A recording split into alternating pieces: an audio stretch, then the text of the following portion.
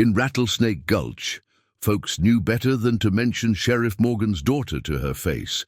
Ruby Blackwell had earned her reputation one bullet at a time, though she preferred folks remember her for the firearms she crafted rather than the ones she fired.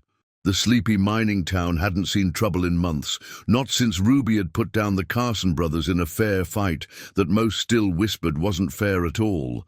Not when you were facing the fastest hands west of the Mississippi. As she worked the forge behind her shop, hammering steel into submission, the distant sound of approaching hoofbeats made her pause. Nobody rode into Rattlesnake Gulch at midday unless they were looking for something or someone.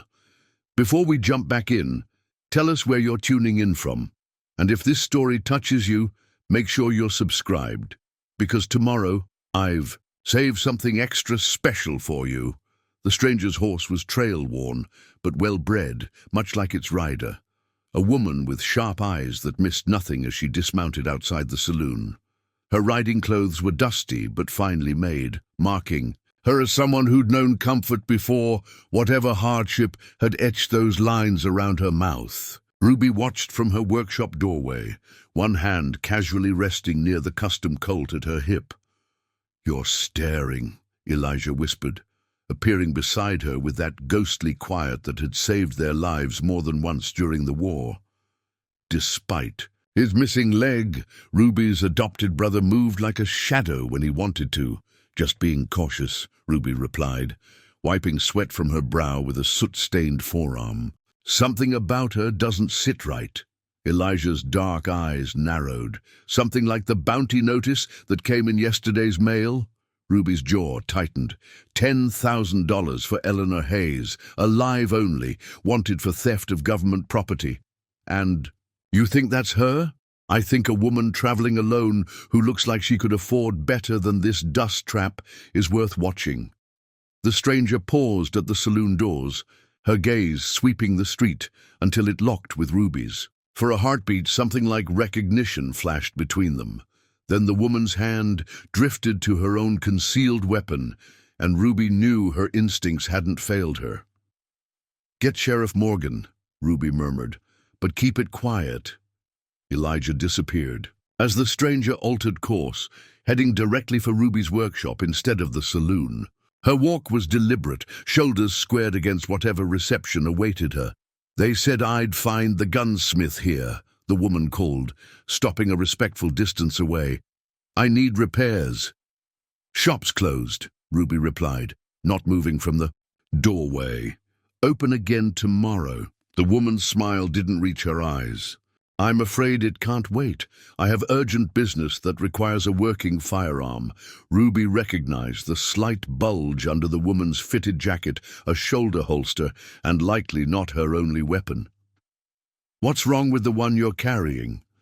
Surprise flickered across the stranger's face, quickly replaced by calculation. "Perceptive. The firing pin's damaged. I'm told you're the best this side of Denver." "Flattery costs extra," Ruby said, but stepped aside. "Come in then, but I don't allow loaded weapons in my shop." The woman hesitated, then nodded. "Fair enough." As she crossed the threshold, Ruby caught the scent of lavender beneath the dust and sweat, an odd luxury for someone on the run. The stranger removed her jacket, revealing not just the shoulder holster Ruby had spotted, but a silver locket that caught the light. Something about its design nagged at Ruby's memory. "I didn't catch your name," Ruby said, closing the door behind them. "I didn't offer it." The woman unholstered her revolver with practiced ease, ejecting the ammunition before placing it on Ruby's workbench. "But you can call me Eleanor." Ruby picked up the gun, a custom piece with government markings partially filed away. "Interesting choice. Don't see many women carrying Army-issue Remingtons." "It wasn't exactly issued to me," Eleanor replied, watching Ruby's hands as they examined the weapon. "I imagine not." Ruby turned the gun over, noting the modifications that made it uniquely deadly. "This firing pin isn't damaged. Someone did this deliberately." Eleanor's expression hardened. "Yes, they did. The air between them crackled with unspoken threats. Ruby set the revolver down and crossed her arms. "Why, are you really in Rattlesnake Gulch, Miss Hayes?" Eleanor stiffened. "How do you—" 10,000 is a lot of money. Your descriptions. In every post office from here to the Mississippi. Then why haven't you called for the sheriff?" Eleanor's hand drifted to a concealed knife at her waist. Ruby's smile was cold. "Who says I haven't?" Outside, boots scraped on the wooden sidewalk. The unmistakable heavy tread of Sheriff Morgan and his deputies. Eleanor's eyes darted to the back door, measuring her chances. "Don't," Ruby warned quietly. "It won't end well for anyone." "You don't understand what's at stake," Eleanor hissed, desperation edging into her voice. "They'll kill me before I ever—" "See a trial?" That gave Ruby pause. "Who will?" "The same people who want what I took." Eleanor's fingers touched the silver locket at her throat. "The same people who've been hunting me for 6 months." The door rattled as someone knocked. "Ruby? You in there?" Sheriff Morgan's voice carried through the wood. Ruby studied Eleanor's face, searching for deceit and finding only fear beneath the defiance. Making a decision she hoped wouldn't get them both killed, Ruby called back, "All clear, Sheriff. Just finishing up with a customer." "You sure? Got word about that bounty?" "I'm—" "Sure," Ruby interrupted firmly. "I'll come find you when I'm done here." Silence, then a reluctant, "All right then, don't be long." As the footsteps retreated, Eleanor's posture remained tense. "Why did you do that?" Ruby lifted Eleanor's revolver, turning it in the light. "Because something doesn't add up, and I want to know what's in that locket that's worth $10,000. Eleanor's hand flew protectively to the silver pendant. "I can't or won't." Ruby slid open a hidden drawer beneath her workbench, retrieving the tools needed to repair the sabotaged firing pin. "Either way, you've got about 20 minutes before the sheriff's patience runs out. I suggest you start talking." Eleanor watched. Ruby worked for a long moment before reaching for the locket's clasp. "It's not what's in it that matters," she said quietly, opening the silver case to reveal not a photograph or lock of hair, but a tiny key. "It's what it opens." Ruby's hands stilled. "And what might that be?" "A strong box containing something that could change the course of this country's future." Eleanor's voice dropped to barely above a whisper.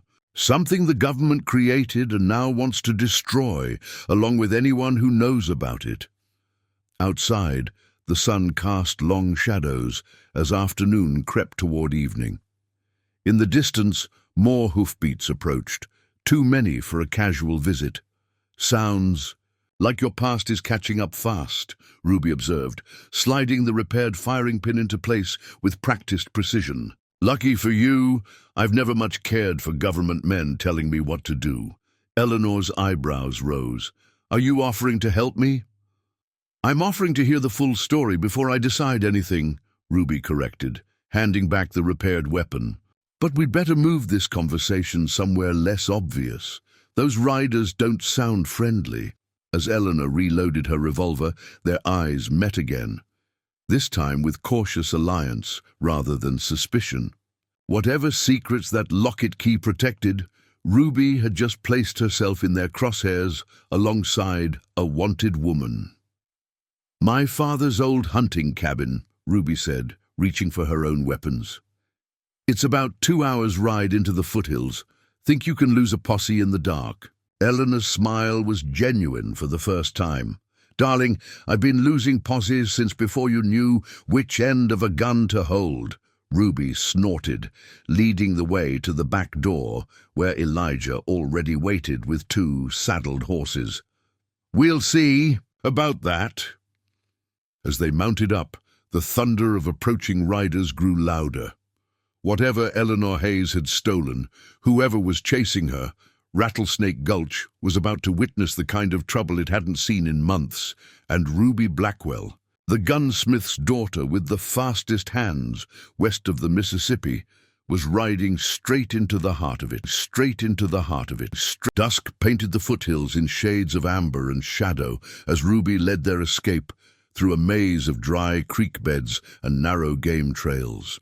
Eleanor rode close behind, her borrowed mare responding to the slightest touch, a woman accustomed to quick departures. Neither spoke as they pushed deeper into the wilderness, the sounds of pursuit growing fainter with each passing mile.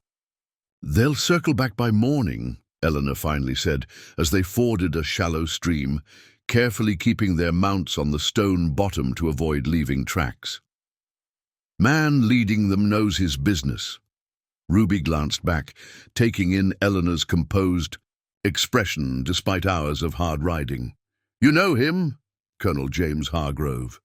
Eleanor's mouth tightened. "We were colleagues once, before you stole government property. Before I prevented them from using it." Eleanor met Ruby's gaze unflinchingly. "There's a difference." The cabin appeared as if conjured from the gathering darkness, a sturdy structure of rough-hewn logs, nestled against the mountainside, nearly invisible among the pines. Ruby dismounted, leading her horse to a small lean-to behind the building. "My father built this place after the war," she explained, unsaddling her mount with practiced efficiency. "Said he needed somewhere the ghosts couldn't find him." Eleanor's eyes swept the defensible position, noting the clear sightlines and multiple escape routes. "Smart man," he was. Ruby's voice held an edge that discouraged further questions. "Until Gettysburg." Inside, the cabin was spare but well-maintained. Ruby lit a lantern, its glow revealing a single room with a stone fireplace, narrow bed and wooden table scarred by years of use.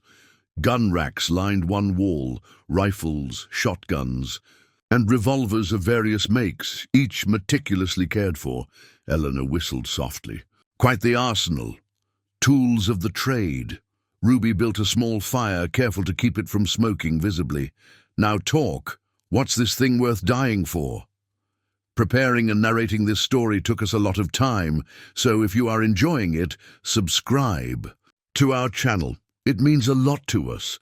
Now back to the story." Eleanor reached beneath her collar, drawing out the silver locket. In the firelight, Ruby could now see the intricate engraving that had nagged at her memory, the War Department seal partially obscured by decorative scrollwork. "During the war," Eleanor began, her voice dropping as if the cabin walls might have ears, "the government assembled a team of scientists to develop weapons that might alter the course of battle, not just bigger guns or more efficient killing machines, something revolutionary." Ruby's skepticism showed clearly on her face. "The government barely managed to supply working rifles to half its troops because resources were diverted." Eleanor removed the tiny key from the locket. "My father led the research. He believed he was serving his country until he discovered the true nature of what they intended." She hesitated.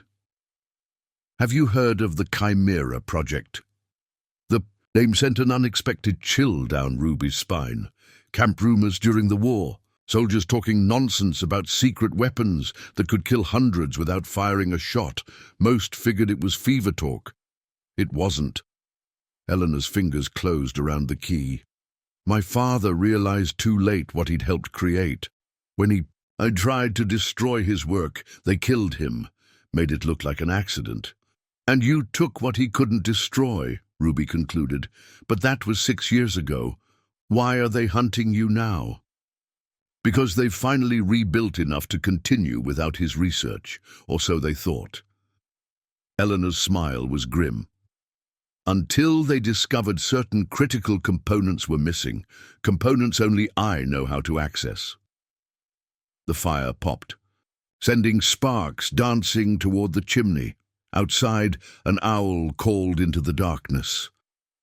"What exactly did your father create?" Ruby asked quietly.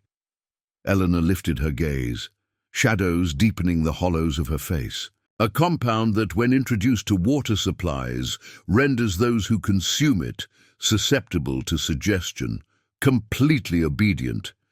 Ruby stared in disbelief. You expect me to believe in some magic potion that turns men into puppets?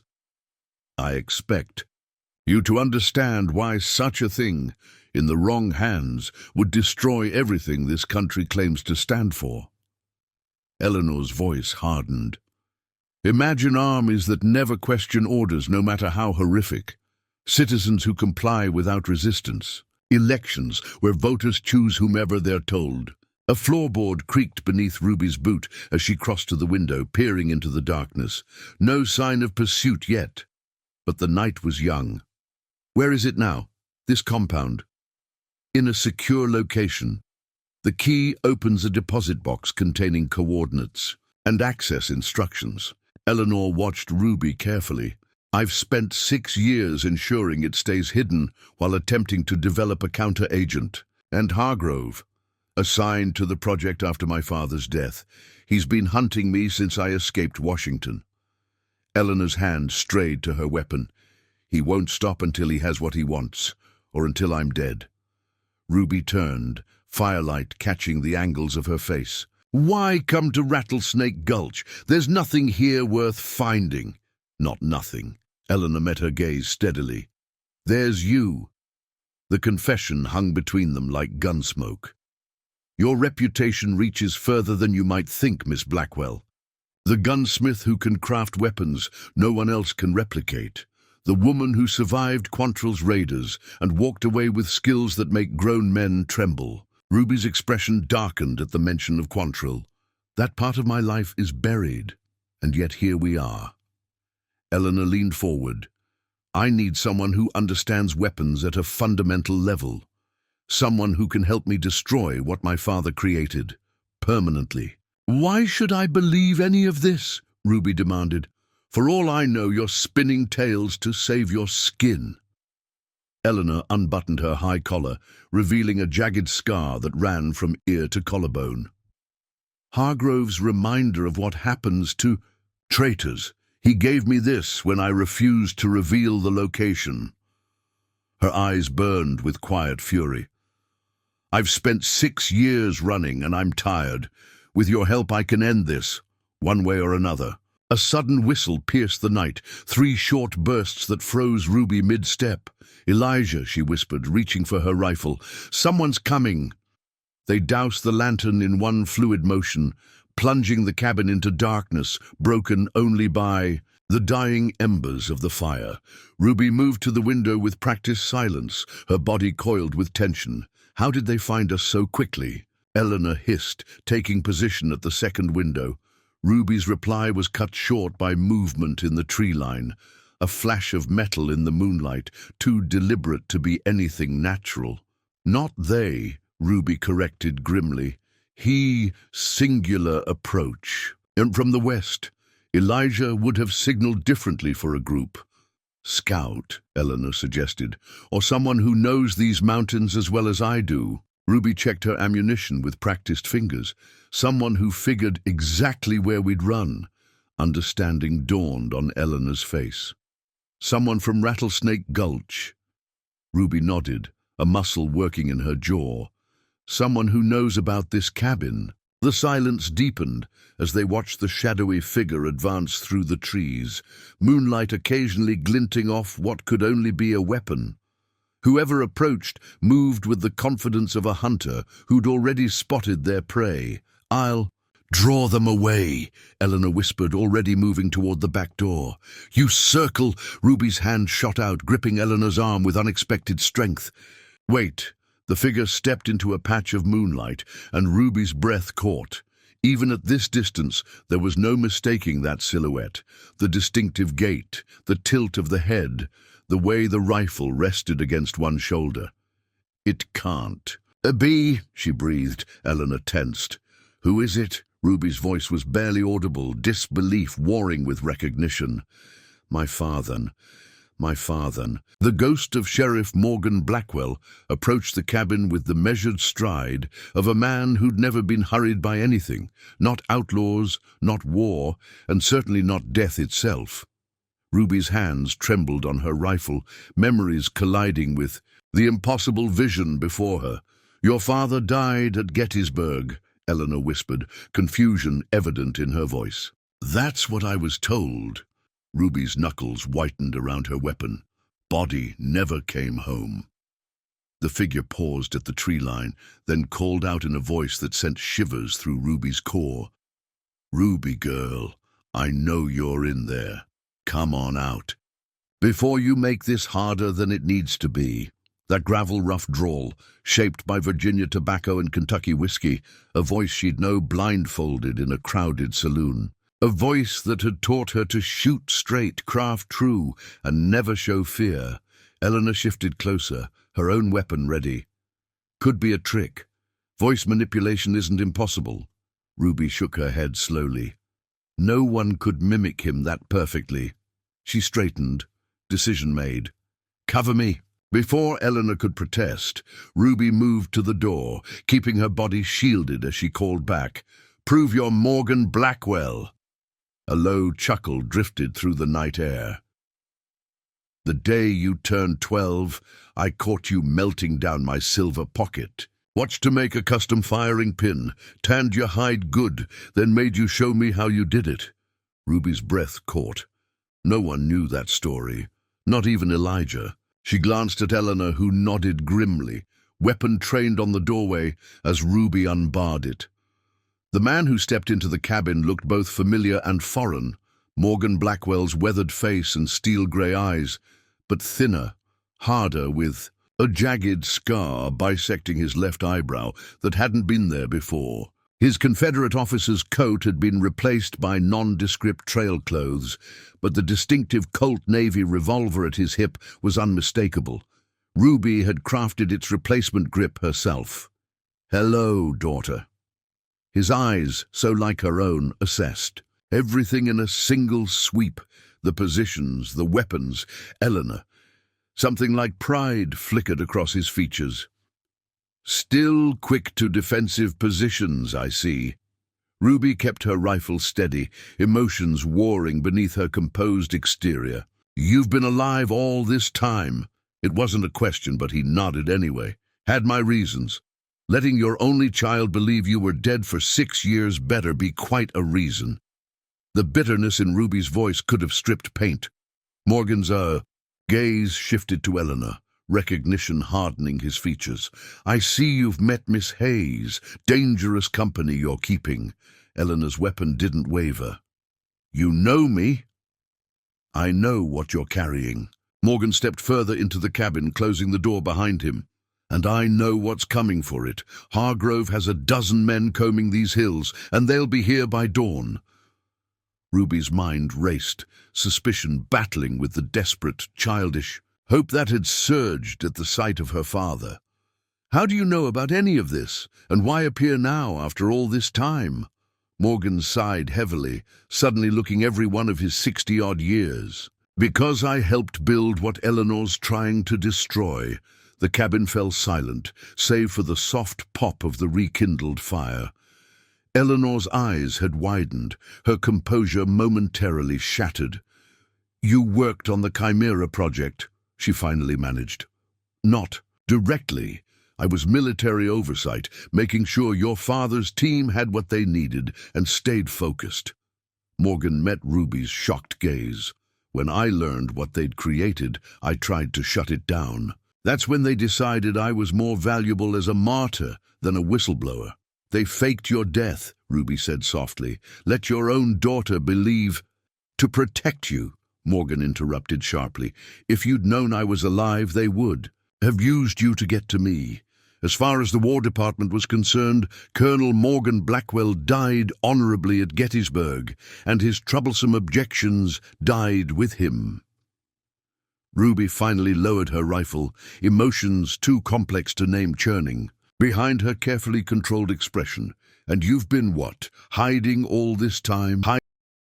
Gathering evidence, building a case strong enough that exposing it would make it impossible to continue. His gaze returned to Eleanor. "Until someone stole the only existing sample and the formula along with it." Eleanor didn't flinch under his accusatory stare. I did what was necessary. They were going to move forward with testing on unsuspecting civilians. Morgan's jaw tightened. And now every federal agent and bounty hunter in the territory is looking for you, which means they're about to find me too. He turned back to Ruby.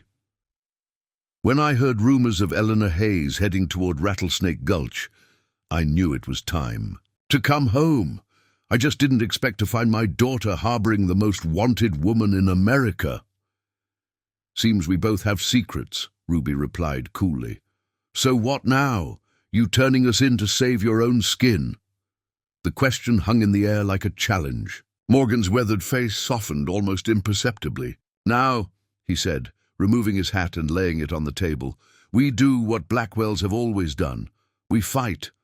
From his saddlebag, Morgan produced a worn leather journal and a folded map, spreading them on the table. Hargrove's men are approaching, from the south and east. They've secured the main trails back to town, but they don't know these mountains like we do. Ruby approached cautiously, the tactical part of her mind already engaging despite her emotional turmoil. There's a mining trail through the northern pass. Watched, Morgan replied, tracing a route on the map. But there's an old Apache path here, follows the ridgeline. Treacherous in daylight, nearly suicide at night unless you know every footfall, which you do, Eleanor observed. Morgan nodded. Used it during the border disputes in '58. Ruby studied the map, professional interest temporarily overriding personal betrayal. That puts us 20 miles from anywhere useful. What's your plan? Fort Gurney. Morgan tapped a location west of their position. I have contacts there, officers who suspect something's wrong but need proof. Military men who'll arrest me on sight, Eleanor countered. Not these ones. Morgan's expression was grim.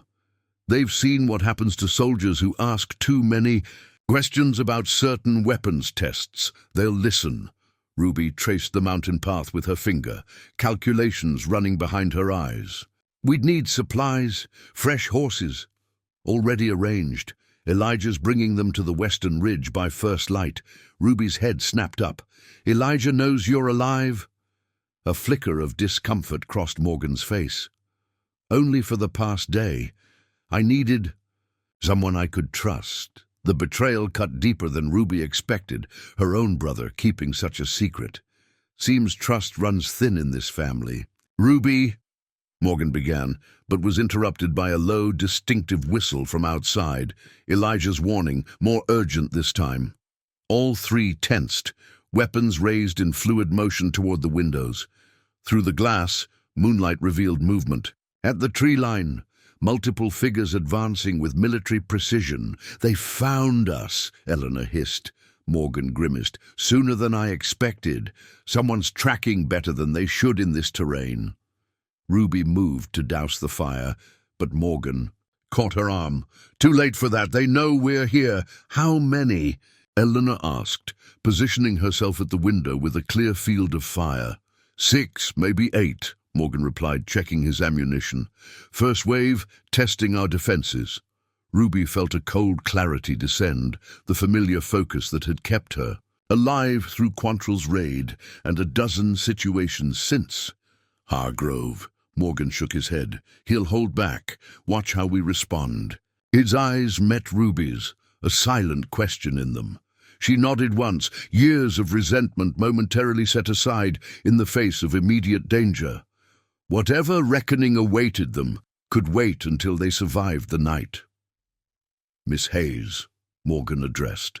Eleanor, without taking his eyes from the approaching figures, I don't suppose you'd consider surrendering that key to save our skins. Eleanor chambered around in her revolver. Not a chance in hell, Colonel. A thin smile curved his lips. Didn't think so. He glanced at Ruby. Your friend's got spirit. She's not my friend, Ruby replied, but without conviction. She positioned herself at the second window, rifle settled against her shoulder. Just someone who needs my help.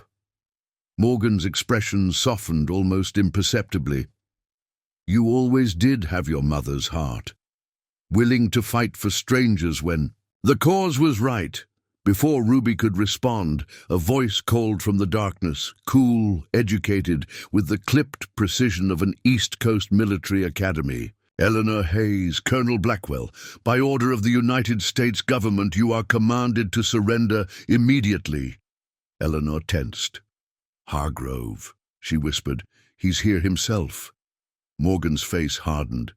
"He wouldn't delegate this, not when—" "He's so close!" The voice continued, closer now. "You have 1 minute to exit the cabin unarmed, or we will take appropriate action." Ruby's finger rested lightly on her trigger, years of practice steadying her breathing. 8 men spread in standard military formation, 2 with rifles on the ridge, the rest advancing with handguns and what looks like a scattergun. Morgan nodded approvingly. "Your eyes always were better than mine." 30 seconds, Hayes," Hargrove called. "I have no desire to bring you in dead, but I will if necessary." Eleanor's laugh was brittle. "He's lying. He has every intention of killing me once he has the key."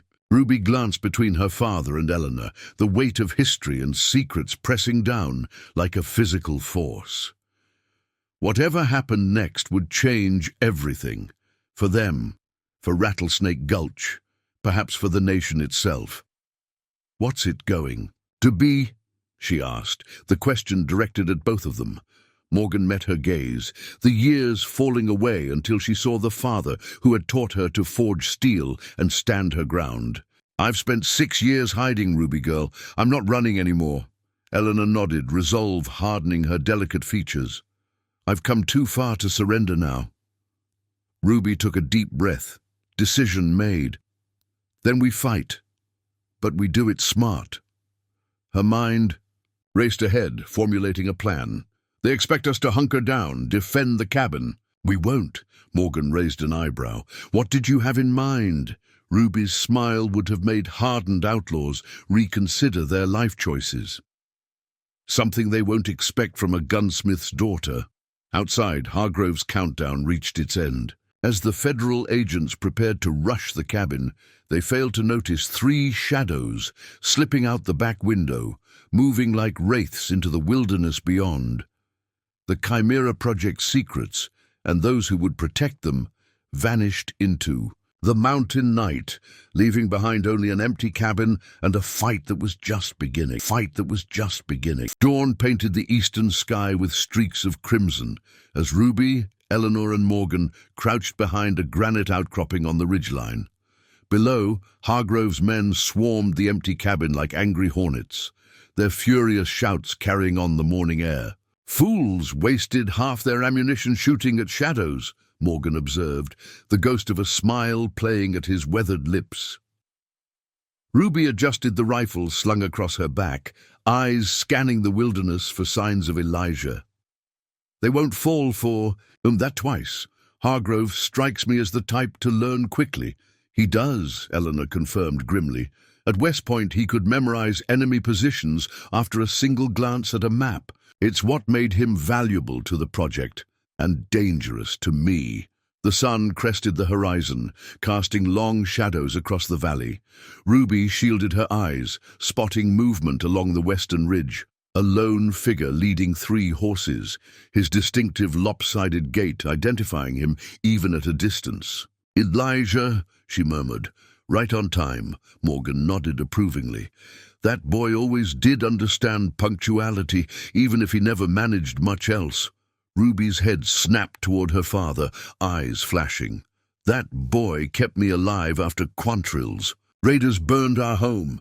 He's been my brother in every way that matters, while you were playing dead." Morgan had the grace to look chastened. "I didn't mean—" "Save it," Ruby cut him off. "We need to move before Hargrove figures out our escape route." The trio made their way carefully along the ridge, loose shale threatening to betray their position. With every step, Eleanor moved with surprising agility for a woman who'd spent years in government offices, matching Ruby's sure-footed advance without complaint despite the treacherous terrain. "Your father," Eleanor said quietly as they navigated a particularly narrow section. "He doesn't seem surprised about the Chimera Project." Ruby kept her eyes on the path. "Notice that, did you?" Hard not to. He knows more than he's saying. Seems to be a family trait, Ruby replied tartly. You haven't exactly been forthcoming yourself. Eleanor caught Ruby's arm, forcing her to pause. I told you what matters. That compound in the wrong hands means the end of free will for anyone they target. The formula in my father's notes could be mass-produced within months. Ruby studied Eleanor's face, the earnest fear in her eyes, the stubborn set of her jaw. Despite her better judgment, Ruby believed her. Then we'd best keep moving, she said finally. Daylight makes us easy targets. They reached Elijah as the sun cleared the mountaintops, casting away the shadows that had hidden their approach. Up close, Ruby could see the tension in her adoptive brother's frame, his dark eyes constantly scanning the slopes below. You're late, he said by way of greeting, but his relieved smile betrayed his worry. And you've picked up a stray. His gaze settled on Morgan, approval and resentment warring in his expression. Hello, son, Morgan said quietly. Elijah's jaw tightened. Not your son, never was. Ruby intervened before the tension could escalate. Hargrove's men will be regrouping. We need to reach the Apache Trail before they cut us off. Already scouted. Elijah replied, shifting his attention to the task at hand. 2 men stationed at the northern entrance. Military posture, Spencer rifles. Morgan took the reins of the sturdiest horse, a dappled grey with intelligent eyes. Scouts, not a blockade. They won't expect us to come from above. Ruby checked the saddlebags on her mount, finding them packed with ammunition, provisions, and, to her surprise, several of her custom tools from the workshop. Figured you might need them, Elijah explained, noticing her expression. Never known a problem you couldn't solve with the right tools and enough determination. The compliment warmed her despite the circumstances. Ruby mounted in a fluid motion, settling into the saddle with the ease of someone born to ride. The Apache Trail cuts through Devil's Backbone before dropping to the western plains, Morgan explained, orienting himself. If we push hard, we can reach Fort Kearney by nightfall. Eleanor adjusted her position, wincing slightly. And if Hargrove has men stationed there too? He won't, Morgan replied with certainty. Garrison commander is General William Hayes. Eleanor's head snapped up. My uncle?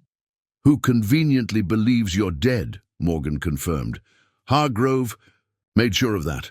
The general's been looking for answers about his brother's accident for years. Ruby narrowed her eyes at her father. You've been planning this a long time. 6 years, Morgan agreed, meeting her accusing stare. Waiting for the right moment, the right leverage. His gaze shifted to Eleanor. The right allies. A gunshot echoed across the valley, the bullet splintering bark inches from Elijah's head. All 4 ducked instinctively as a second shot kicked up dirt near the horse's hooves. Ridge to the south, Ruby called, already drawing her rifle. Single shooter. Winchester by the sound. Spotter, Morgan confirmed grimly. The main force won't be far behind. Eleanor wheeled her horse toward the narrow path leading to the Apache Trail. Then we ride, now. They spurred their mounts forward, Elijah swinging up behind Ruby with practiced ease despite his missing leg. The horses responded to the urgency, hooves finding purchase on the treacherous mountain path as more shots echoed behind them. The Apache Trail lived up to its reputation. A barely visible track that clung to the mountainside, in places no wider than a horse's stance. To their right rose sheer cliff face, to their left a drop that promised instant death. They rode single file, Morgan leading, Eleanor between them, with Ruby and Elijah bringing up the rear. Keep your eyes on the path, Morgan called back. Horse knows what to do if you let it. Ruby felt Elijah's arm tighten around her waist as they navigated a particularly narrow section. Your father, he murmured close to her ear. Can we trust him? The question had plagued Ruby since the cabin. I don't know, she admitted. But right now, he's our best chance of survival. They rode hard through the morning, the sun climbing higher, beating down on them without mercy. By midday, they'd reached Devil's Backbone, a serrated ridge of stone that resembled the spine of some prehistoric monster. The trail widened slightly. Here, allowing them to rest the horses in the shadow of a massive boulder, Eleanor dismounted stiffly, her city-bred muscles protesting the punishing ride. She uncapped her canteen, taking a careful sip before passing it to Ruby. "How much farther to Fort Kearney?" she asked, wiping dust from her face. Morgan consulted the position of the sun. 8 hours if we push hard, 10 if we're cautious. "And Hargrove?" Ruby asked, scanning the back trail. "He'll have split his forces," Morgan replied. "Some following our trail, others circling ahead to cut us off." Elijah nodded in agreement. "Military strategy, pincer movement." Ruby crouched, pressing her ear. To the ground. The faint vibration confirmed her fears. Riders coming, 5, maybe 6, moving fast. Eleanor touched the locket at her throat, her expression hardening. "They won't stop coming, will they? Not until they have this. Or until you're dead," Morgan said bluntly. "Hargrove can't afford witnesses or loose ends." Ruby rose, a decision forming. "Then we change the equation." The others looked at her expectantly. "Hargrove thinks we're running for Fort Kearney," she continued, mind working through the strategy. "So we give him something to chase while we take a different path." Morgan's eyes narrowed. "A diversion," Ruby nodded. "Elijah and I know these mountains better than any government man. There's an old mining camp at Copper Creek, abandoned since '62. From there we can cut through Serpent's Pass and approach the fort from the north instead of the west." "Splitting up is dangerous," Morgan cautioned. "Staying together is worse," Ruby countered. "One group takes the horses along the main trail, making enough noise to draw Hargrove's attention. The others go on foot through the high country." Eleanor studied Ruby with newfound respect. "Who goes where?" Ruby met her father's gaze. "You take Eleanor along the Apache Trail. Make sure Hargrove's men see you. Elijah and I will cut across the high country and meet you at Copper Creek by nightfall." Morgan frowned. "That's rough country, even for someone who knows it." "Which is why Hargrove won't expect it," Ruby replied. "His men are cavalry, not mountain scouts." A tense silence fell as Morgan weighed the plan, his tactical mind assessing risks and advantages. Finally, he nodded once. "It could work," he conceded, "but only if we regroup exactly where and when planned.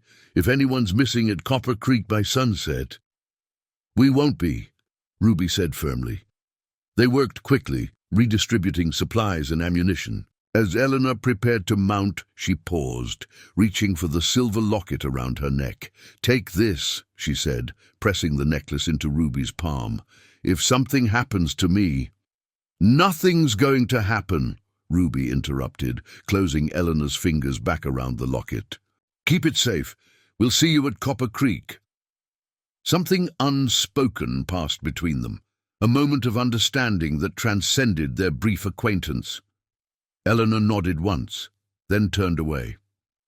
As Morgan helped Eleanor adjust her saddle, Elijah pulled Ruby aside. "You trust them to make the rendezvous?" he asked quietly. Ruby watched her father, the man who had abandoned her, yet taught her everything that kept her alive. "I don't know, but I trust you to have my back no matter what." Elijah squeezed her arm. "Always have, always will."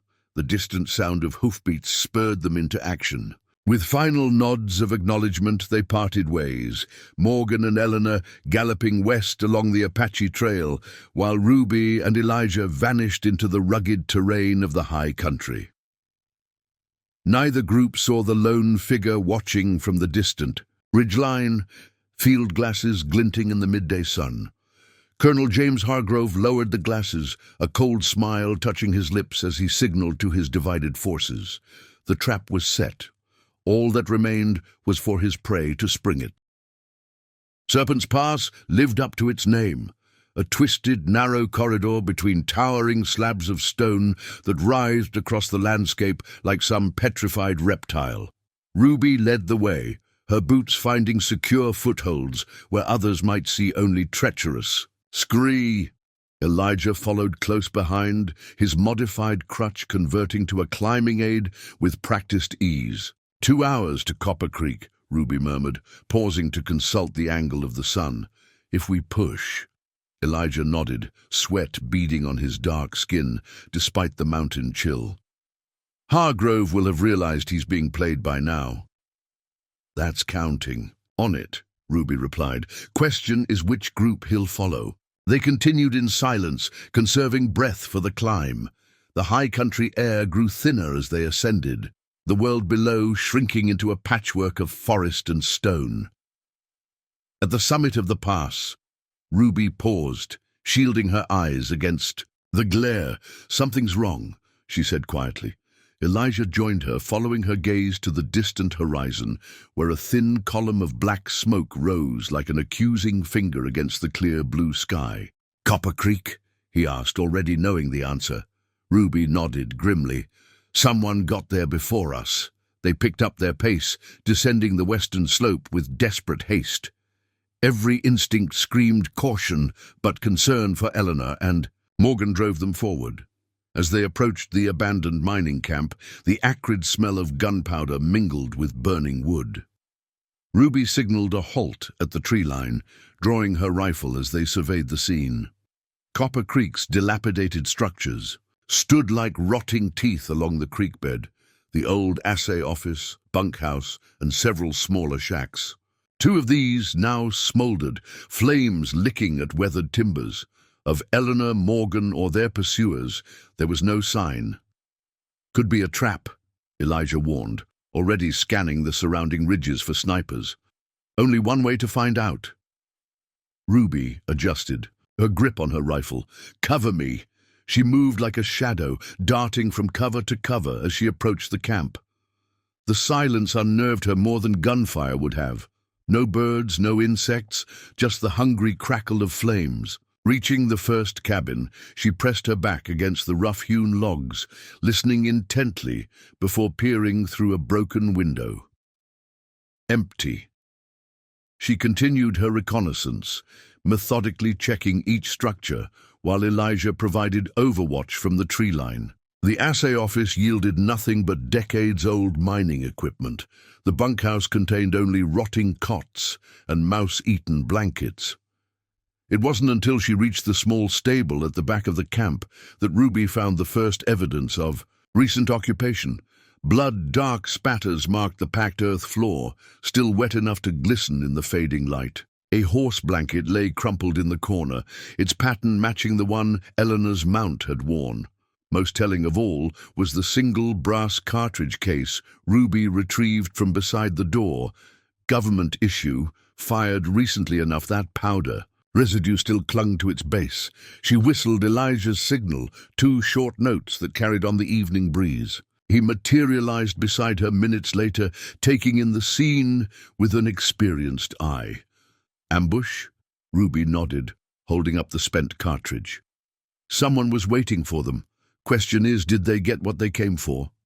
A soft sound from outside froze them both, the almost imperceptible scrape of leather against stone. Ruby motioned Elijah back, raising her rifle as she edged toward the stable door. The sound came again, followed by a muffled groan. "Hold your fire," a familiar voice rasped. "It's me!" Morgan Blackwell stumbled into view, clutching his side, where a dark stain spread across his shirt. His face was pale beneath trail dust and gunpowder residue, but his eyes remained clear and alert. "Pa!" The childhood name slipped out before. Ruby could stop it. She lowered her weapon, rushing forward to support him as he sagged against the doorframe. "Not as bad as it looks," Morgan grunted as they helped him to a bale of musty hay. "Bullet grazed my ribs. More blood than damage." Ruby was already examining the wound, her gunsmith's fingers probing with gentle precision. "Clean through, you're lucky." "Eleanor?" Elijah asked, keeping watch at the door. Morgan's expression darkened. Hargrove has her. The words hung in the air like a death sentence. Ruby's hands stilled on the makeshift bandage she was fashioning from a torn shirt. "What happened?" she demanded. "Ambush, just like you figured." Morgan winced as Ruby tightened. "The bandage. 6 men waiting right here in the camp. They must have known about the rendezvous point." "Impossible," Elijah said. "We only decided on Copper Creek this morning." Morgan's gaze shifted between them, comprehension dawning. "Unless someone was close enough to hear us plan it. Or unless someone told them," Ruby added quietly, her eyes not leaving her father's face. The accusation hung unspoken between them. Morgan held her gaze without flinching. "If I wanted to betray you to Hargrove, I'd have done it at the cabin. Why take a bullet playing along?" Ruby finished securing the bandage, her movements precise despite the turmoil of her thoughts. "To maintain your cover, to get close to Eleanor." "Ruby." His voice softened, taking on the tone she remembered from childhood, the one he'd used to explain hard truths. "If I'd wanted Eleanor's key, I've had a dozen chances to take it. I don't work for Hargrove, never have." "Then who do you work for?" Elijah demanded. "Because you sure as hell haven't been dead these past 6 years. Morgan sighed, pain etching deeper lines in his weathered face. "There are factions within the government itself working to contain what the Chimera Project unleashed. I was recruited after I tried to shut it down, offered a choice between a real grave or a fabricated one." "Convenient," Ruby muttered, but doubt had crept into her voice. "Hargrove knew about Copper Creek because he's been tracking us since the cabin," Morgan continued. "My guess is he has a man with a field glass following our movements from the ridgelines." Ruby exchanged glances with Elijah, both remembering the feeling of being watched during their journey. "If he has Eleanor, where would he take her?" she asked. Decision made to trust her father, at least for now. "Fort Kearny is still his most likely destination," Morgan replied. "It has the facilities he needs to detain her while he secures transport back to Washington. And the key? Eleanor still has it." Morgan's expression held grim satisfaction. "I saw her swallow it when she realized we couldn't escape. That's why Hargrove needs her alive, at least until—" He didn't finish the thought. He didn't need to. Ruby rose, decision made. "Then we go to Fort Kearny tonight." "Impossible," Morgan objected. "It's still 4 hours' ride, and that's with horses we don't have anymore. The fort will be on alert, and Hargrove will have every approach watched." "Good thing we're not approaching then," Ruby replied, a dangerous glint in her eye. "We're infiltrating." Elijah smiled for the first time since they'd discovered the abandoned camp. "You have a plan?"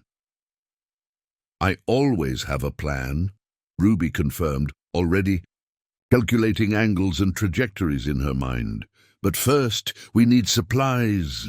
As the last light faded from the sky, they salvaged what they could from the abandoned camp: ancient mining tools, lengths of rope still strong enough to bear weight, and most valuable of all, a small cache of blasting powder overlooked by previous scavengers.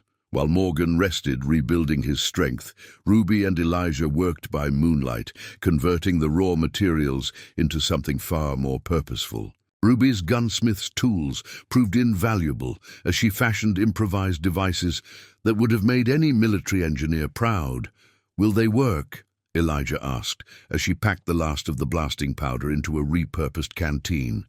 "Either that, or we'll be too dead to worry about it," Ruby replied with grim humor. "Pa, you well enough to travel?" Morgan pushed himself to his feet, testing his wound with careful fingers. "I've ridden with worse, but we still need horses." Ruby slung her creation over her shoulder alongside her rifle. "Don't need horses where we're going. Hargrove will be watching the roads and trails. We're taking Widow's Cut." Even in the moonlight, Ruby could see Morgan blanch. "That's a sheer rock face, 300 feet straight up the backside of the fort's mesa. No one's crazy enough to try that climb." "Exactly why it won't be guarded," Ruby countered. "Besides, I've climbed it before." "When?" Elijah asked, surprised. A ghost of a smile crossed Ruby's face. "Remember that cavalry officer who called me Little Lady and said women had no business crafting weapons? He wouldn't pay his bill, said he'd settle it when I learned my place." Understanding dawned on Elijah's face, the night his fancy saddle mysteriously appeared on the saloon roof. "Widow's Cut gave me direct access to the fort's stables," Ruby confirmed. "No one ever suspected the gunsmith's daughter." Morgan shook his head, equal parts impressed and dismayed. "Hargrove won't make things so easy. He'll have Eleanor under heavy guard, probably in the fort's stockade." "I'm counting on it," Ruby replied, checking her ammunition one last time. "He'll expect a rescue attempt to come at the weakest point of the fort's defenses. Instead, we're going through the strongest." "That's suicide," Morgan objected. Ruby's expression hardened into the same stubborn determination he'd seen in the mirror for 60 years. "No, it's mathematics. Every guard watching the stockade is one less watching the commandant's quarters, where Hargrove will take the key once he has it." "And how exactly do you know the layout of the commandant's quarters?" Morgan asked, suspicion edging back into his voice. Ruby and Elijah exchanged glances. "Let's just say," Elijah replied with a hint of a smile, "that Ruby's talents have been in demand by certain high-ranking officers who wanted custom modifications to their sidearms. Modifications their wives didn't need to know about. As full darkness settled over the mountains, they set out, 3 shadows moving through the wilderness toward Fort Kearney. The pain of betrayal and 6 years of absence still festered between father and daughter, but for now a fragile truce held them together, united by a common purpose: to save Eleanor Hayes and destroy the secret she had sacrificed everything to protect. Behind them, the last embers of Copper Creek's fires winked out, leaving only darkness and the promise of the coming storm. Widow's Cut earned its name honestly, a treacherous slash in the mesa's otherwise sheer face that had claimed 3 would-be climbers in as many decades. By moonlight, it appeared as little more than a shadow among shadows, a ribbon of darker, black against the towering cliff. Ruby led their ascent with quiet confidence, finding handholds where even Elijah's keen eyes saw none. "Third outcropping marks the sentry path," she whispered as they paused halfway up, plastered against cold stone while a patrol passed above. "Time it right. We'll slip through between rotations." Morgan's breath came in controlled bursts, his wounded side clearly paining him, though he made no complaint. "How many men stationed at the fort?" "Full garrison is 80, Elijah replied, adjusting his position on a narrow ledge, "but most will be in barracks this time of night." The final stretch proved the most challenging, 30 feet of near vertical climb with precious few handholds. Ruby went first, securing a rope for the others to follow. When all 3 crouched atop the mesa, the fort's rear wall loomed before them, 12 feet of sturdy timber topped with sharpened stakes. "Now the fun begins," Ruby murmured, removing a slender metal tool from her belt. With practiced movements, she disassembled her rifle, converting parts of the firing mechanism into something new. "These were designed for Beaumont Adams revolvers, but they'll serve our purpose." Morgan watched with undisguised admiration as she fashioned the improvised lockpicks. "You've become quite the artist." "Necessity," Ruby replied simply, but the ghost of a smile touched her lips. "Hold this." She passed Elijah the small devices she'd constructed back at Copper Creek. "Don't drop them unless you're certain you want them to explode." The warning was unnecessary.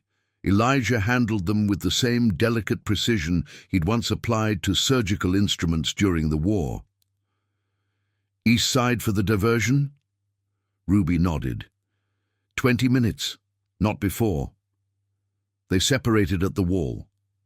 Elijah slipping away toward the fort's eastern perimeter, while Ruby and Morgan made for the commandant's quarters near the center of the compound. Moving from shadow to shadow, they avoided the sentries with the ease of long-time predators accustomed to remaining unseen. The commandant's residence stood apart from other buildings, a two-story structure with actual glass windows, a luxury that reflected its occupant's rank. Light glowed from a single downstairs room, despite the late hour. "Hargrove's inside," Morgan whispered as they crouched behind a water barrel. "I count 2 guards at the front, likely more inside." Ruby studied the building's rear. "Service entrance. Should be unguarded. Military men never watch the kitchens, because military men underestimate women and servants," Morgan concluded with a knowing nod. "Your mother would approve of exploiting their blindness." The unexpected mention of her mother momentarily threw Ruby. She'd spent so many years not speaking of either parent that hearing her father reference her mother so casually felt like a physical blow. "You don't get to invoke her," Ruby hissed, anger momentarily overriding caution. "Not after letting her mourn you all those years before the fever took her." Pain flashed across Morgan's weathered features. "Sarah died." The genuine shock in his voice gave Ruby pause. 2 years after Gettysburg. You didn't know?" "They told me she'd remarried." Morgan's voice dropped to a ragged whisper. "Said it was better for everyone if I stayed dead." The revelation hung between them, threatening to unravel Ruby's focus. She pushed it aside with practiced discipline. "Later, right now, Eleanor needs us." They approached the service entrance, finding it secured by a simple bolt lock that yielded to Ruby's picks within seconds. The kitchen beyond sat dark and cool, smelling of coffee and yesterday's bread. They moved through it like ghosts, pausing. At the door leading to the main house, voices drifted from down the hallway, one cultured and precise, the other rough with pain, but defiantly steady. "Eleanor. The key, Miss Hayes. You've proven your point about your remarkable stubbornness." Hargrove's tone carried the weary patience of a man accustomed to getting what he wanted eventually. "But surely you understand your position is untenable." "What I understand," Eleanor replied, each word seemingly forced through gritted teeth, "is that you'll kill me the moment you have what you want." "Not immediately," Hargrove countered with chilling honesty. "First, you'll help us understand exactly what modifications your father made to the formula. Then perhaps I'll consider a more merciful end than you deserve." Ruby gestured to Morgan, signaling him to circle around through the dining room while she continued down the hallway. He nodded once, disappearing into the shadows with military precision. The conversation continued as Ruby crept closer, placing each foot with deliberate care on the polished wooden floor. Through a partially open door, she glimpsed Eleanor tied to a straight-backed chair, her face bruised but her eyes burning with defiance. Hargrove stood before her, immaculate in his uniform despite the late hour. 2 soldiers flanked Eleanor, while a third stood by the window, occasionally peering out into the night. "Your father was a brilliant man," Hargrove continued, pacing before Eleanor. "He understood what most civilians cannot, that order requires compliance, and compliance sometimes requires encouragement. He understood that men like you mistake control for peace." Eleanor shot back. "The Chimera compound doesn't create order. It creates slaves." Hargrove's smile didn't reach his eyes. "Semantics, my dear. The results are what matter. Imagine it. No more insurrections, no more labor disputes, no more political opposition, just a populace that finally understands its proper place in the hierarchy." Ruby had heard enough. She checked her timepiece, 3 minutes until Elijah's diversion. Moving into position beside the door, she drew her Colt, waiting for the moment to strike. Precisely on schedule, the night erupted with sound and fury. A series of explosions rocked the eastern perimeter of the fort, followed by shouts of alarm, and the frantic ringing of the warning bell. The sentry by the window jerked to attention. "Sir, the ammunition depot—" "Go!" Hargrove ordered sharply. "Both of you, secure the compound. Harrison, stay with the prisoner." The soldiers rushed out, brushing past Ruby's hiding place without a glance.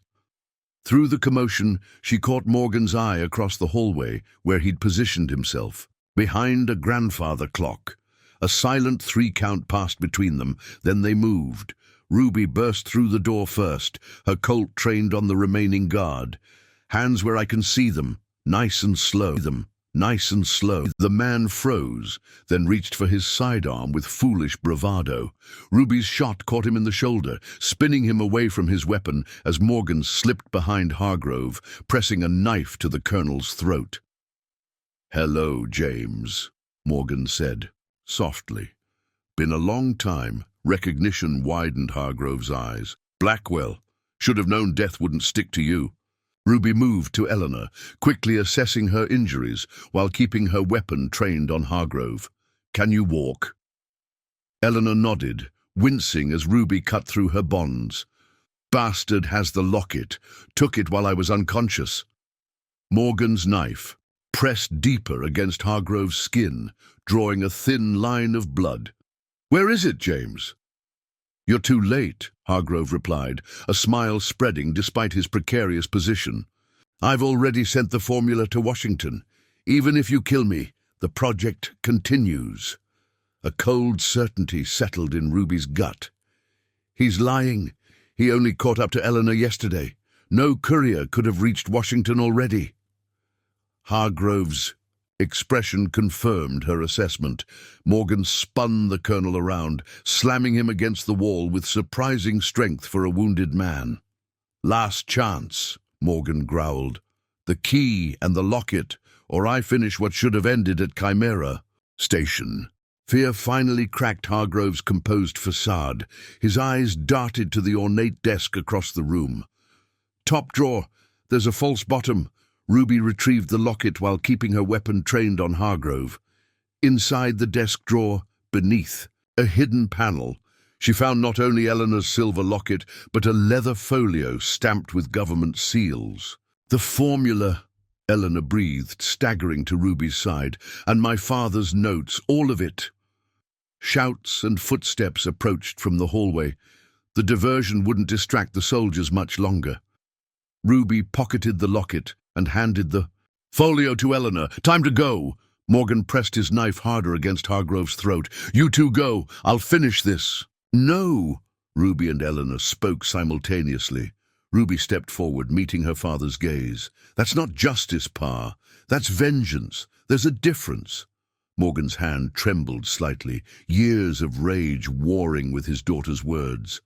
Finally, he lowered the knife, instead bringing the hilt down hard against Hargrove's temple. The colonel crumpled unconscious to the floor. "He'll just come after us," Morgan warned as they bound and gagged both Hargrove and the wounded guard. Eleanor knelt to retrieve a letter opener from the desk, using it to pry open a hidden compartment in the locket. Inside lay not a key, but a small vial of clear liquid. "Let him come," she said, determination hardening her voice. "Without this, the formula is useless. It's the catalyst my father created, the component that makes Chimera stable enough for mass production." Ruby glanced toward the window as booted feet thundered down the hallway. Explanations later. "Out, now!" They escaped through the window, Ruby leading them along a path between buildings that avoided the scrambling soldiers. The fort had erupted into controlled chaos, men rushing to secure the perimeter while others fought the diversionary fires. Elijah had set. They found him waiting at their prearranged meeting point near the stables, 3 saddled horses ready to ride. "Figured we might need a faster exit strategy," he explained with a quick grin. "Commandant keeps the best mounts in the territory." As they mounted, Ruby caught sight of a figure watching from the garrison headquarters, a distinguished man with grey at his temples and a general's stars on his shoulders. "Eleanor," she said quietly, "your uncle is watching us." Eleanor turned in her saddle, eyes finding the distant figure. For a moment, soldier and fugitive regarded each other across the parade ground. Then, almost imperceptibly, General Hayes nodded once. Eleanor returned the gesture. "He knows," she whispered. "He's letting us go." They rode hard through the fort's main gate, the sentries too occupied with the fires to challenge their departure. By the time order was restored enough for pursuit, they had disappeared into the darkness of the western plains. Dawn found them miles from Fort Kearney, resting the horses in a sheltered arroyo, while Eleanor examined the documents from Hargrove's desk. "It's all here," she confirmed, relief evident in her tired features. "Every component, every formula, every test result." Morgan watched as she methodically sorted the papers. "What will you do with it?" "Destroy it," Eleanor replied without hesitation. "Starting with this." She held up the tiny vial from the locket. "Without the catalyst, the compound is unstable, degrades within hours of production." Ruby leaned against a sun-warmed boulder, the events of the past 2 days finally catching. "Up with her, and then," Eleanor glanced up, "then I go to Washington, but not to the War Department. There are senators, newspaper editors who would ensure this never happens again if they knew the truth." "Dangerous plan," Elijah observed. "No more dangerous than staying silent," Eleanor countered. "My father died trying to prevent this weapon from being used. I won't dishonor his sacrifice by doing any less." Morgan nodded slowly, approval evident in his expression. "You'll need protection and witnesses." The unspoken offer hung in the air between them. Ruby studied her father, the man who had abandoned her, yet risked everything to fight a threat few would ever know existed. 6 years of anger couldn't be erased in 2 days, but perhaps understanding could begin.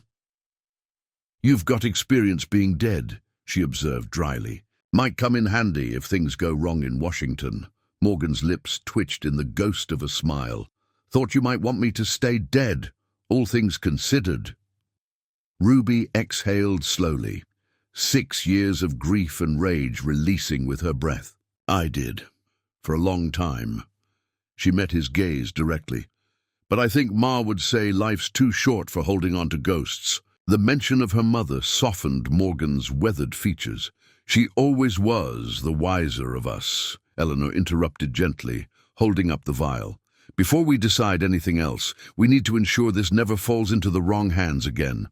Ruby took the tiny container, examining it with a gunsmith's trained eye. "Glass breaks, fire burns, water dilutes." She glanced at her father. "But secrets have a way of surviving unless you destroy them completely." Morgan nodded his understanding. "Then we make sure there's nothing left to find." They worked together, building a small fire shielded from distant view. One by one, Eleanor fed the documents into the flames, watching her father's legacy reduced to ash. When only the vial remained, she hesitated. 6 years running," she murmured. "Hard to believe it ends with this." Ruby took her hand, an unexpected gesture of solidarity. "Not ends, begins." Eleanor smiled then, really smiled for the first time since Ruby had met her. With deliberate finality, she placed the vial in the center of the fire. The glass cracked in the heat, releasing the catalyst into the flames with a brief flare of green that quickly faded to orange. As they watched the last physical evidence of the Chimera project disappear, an unexpected peace settled over the unlikely. Allies. Whatever came next, Washington, justice, or simply survival, they would face it together. "What now?" Elijah asked, as the fire burned down to embers. Ruby looked to the horizon, where the rising sun painted the sky with promise. "Now we ride. There's a gunsmith shop in Rattlesnake Gulch that needs tending." She glanced at her father. "And apparently, I have family business to sort out." Morgan met her gaze, hope and trepidation mingling in his eyes. "Might need a new sheriff, too, if the rumors about Colton retiring are true." Ruby's laugh held genuine amusement. "One resurrection at a time, Pa." As they mounted up to begin the long journey home, Ruby Blackwell, the gunsmith's daughter with the fastest hands, west of the Mississippi, felt the weight of the past 6 years lifting from her shoulders. The road ahead was uncertain, filled with dangers both known and unknown. But for the first time since she'd believed her father dead, Ruby faced that uncertainty without the burden of unanswered questions. Some ghosts, it seemed, were worth keeping around after all. Up next, you've got two more standout stories right on your screen. If this one hit the mark, you won't want to pass these up. Just click and check them out. And don't forget to subscribe and turn on the notification bell so you don't miss any upload from us. Don't miss any upload from us. Don't miss